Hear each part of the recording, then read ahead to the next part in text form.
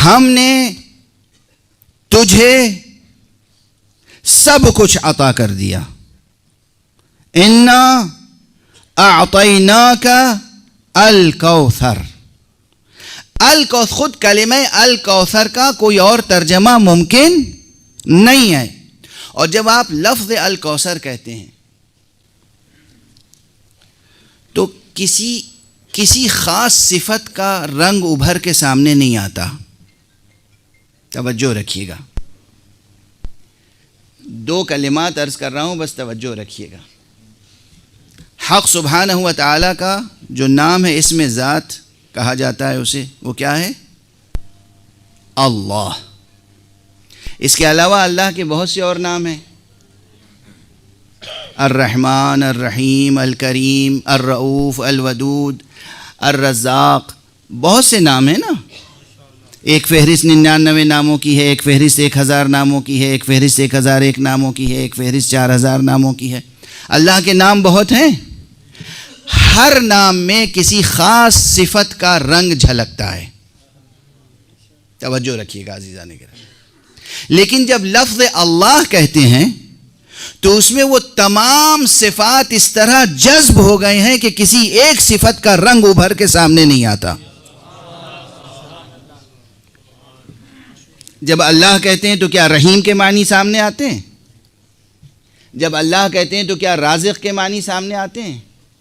جب اللہ کہتے ہیں تو کیا رؤوف کے معنی ابھر کے سامنے آتے ہیں؟ نہیں.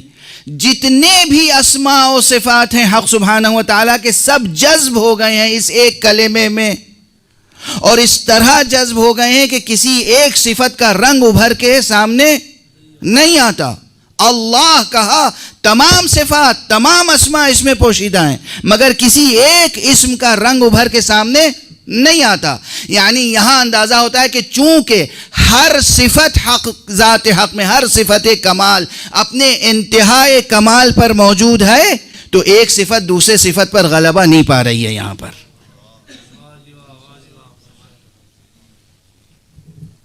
اچھا، بالکل یہی شان اسم مبارک محمد کی ہے صلی اللہ علیہ وسلم.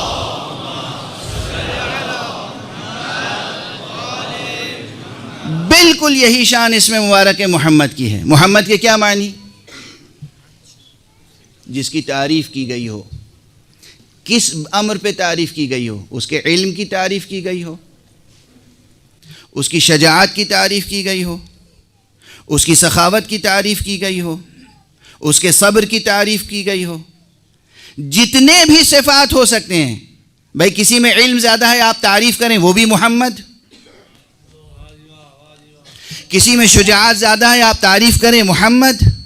کسی میں صبر زیادہ ہے، تعریف کریں، محمد. تو نامتناہی صفات تک آپ کا ذہن چلا جائے گا، مگر لفظ محمد میں تمام صفات جذب ہیں اور کسی ایک صفت کا رنگ ابھر کے سامنے نہیں آ رہا ہے. یعنی جو کیفیت لفظ اللہ کی ہے، وہی کیفیت لفظ محمد کی ہے. توجہ ہے. ہر اعتبار سے وہ ذات با کمال ہے. ہر اعتبار سے اس کا محمد بندہ محمود اور محمد ہے. اب وہ ذات جو ام ابیہا کا لقب اور کنیت حاصل کرنے والی تھی اور جو عطا الہی تھی، اس کے لیے بھی الکوثر کا استعارہ اس طرح استعمال کیا گیا کہ یہ سمجھ میں نہیں آتا اس ذات میں کون سی صفت زیادہ کثرت کے ساتھ موجود ہے. اس عطا الہی میں علم کی کثرت ہے یا کرم کی کثرت ہے یا رحم کی کثرت ہے یا صبر کی کثرت ہے، شجاعت کی کثرت ہے، کس امر کے لحاظ سے کثرت ہے آپ تحدید نہیں کر سکتے، تعیین نہیں کر سکتے. یہ تحدید نہ کر پانا، تعیین نہ کر پانا، یہ وہی کیفیت ہے جو کلمہ اللہ میں ہے، وہی کیفیت ہے جو کلمہ محمد میں ہے، وہی کیفیت ہے جو کلمہ الکوثر میں ہے. یعنی یہ کلمہ بتاتا ہے فاطمہ میں اتنے اوصاف ہیں جنہیں نہ کوئی گن سکتا ہے، نہ شمار کر سکتا ہے، نہ بیان کر سکتا ہے. یہ ہے فاطمہ. اس ذات کی عطا جس میں ہر صفت درجہ کمال پر ہے، اس ذات کے لیے عطا جس میں ہر صفت درجہ کمال پر ہے، اور عطا بھی وہ ہے جس میں ہر صفت کثرت کے ساتھ پائی جاتی ہے۔ اور ہمارے یہاں کیا سورہ ہے، کیا قصیدہ ہے، کیا ستائش ہے۔ یہ خود سورہ مصداق ہے صلوات الہیہ کا۔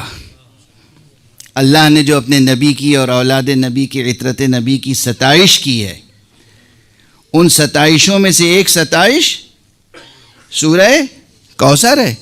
یعنی سورہ کوثر میں یہ لفظ کوثر الکوثر کا استعارہ، اور اس میں کوئی شک نہیں ہے کہ یہ استعارہ صرف اور صرف ذات گرامی حضرت زہرا سلام اللہ علیہا کے لیے ہے۔